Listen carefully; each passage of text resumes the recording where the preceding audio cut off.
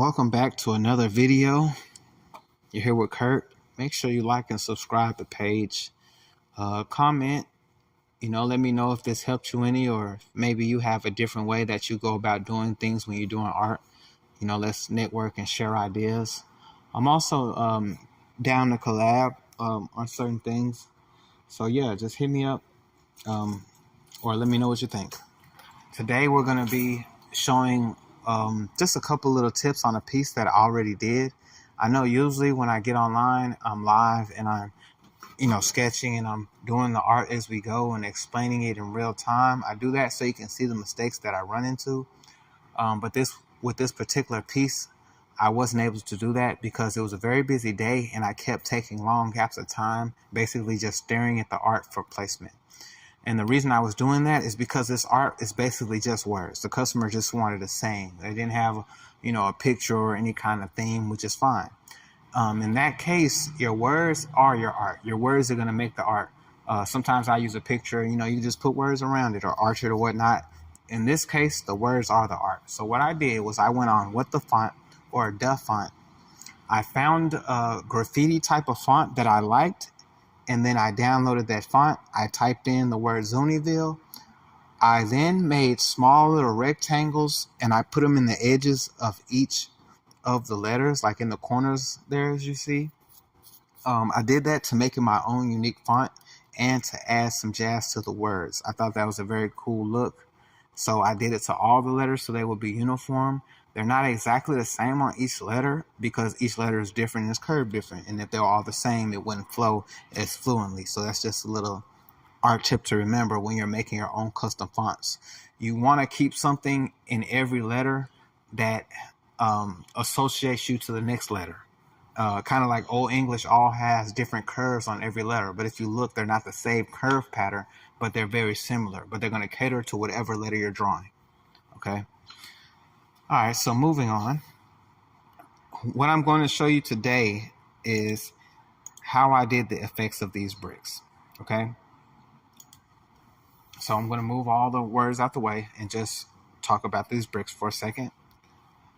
I used a rectangle to create this pattern.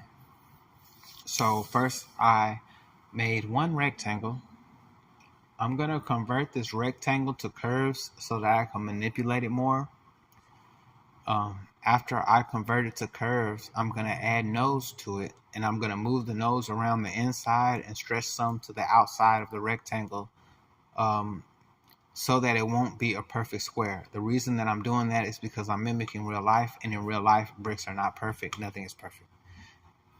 So I don't want you to look at it and see symmetry, and your eyes are looking at something too perfect, and it doesn't give that same realism feel. Okay, so after I make one brick and I adjust the nodes, I'm going to copy and paste that brick and I'm going to use that same shape to create other nodes. The reason I do that is to skip the steps of having to draw a rectangle, convert it to curves, and then manipulate it from a rectangle. This already has slightly curved corners, so it's easy for me to just go to the next step if I use my first brick as a template. So, in the original art that I did, I probably made about 13, 14 bricks, and then I used those bricks in patterns to build my brick wall. So I'd have a lot of different shaped bricks. Right here, I'm just going to do a row just so you can see the effect and how I did it. So I made all my individual bricks, and then I hit B so that they line up at the bottom. I hit Control C so I could copy it. I hit Control V so I could paste it. And then I staggered it underneath the row, copying and pasting again until I got the full space of how much area I wanted to cover. Now, as you see, this will eventually be like one square of bricks. And in the original art, I took some bricks out just to give it an artistic style. I wanted to look kind of like graffiti bricks that have been sprayed. So that was the effect I was going for with putting the black dots in the background and having the drip at the bottom.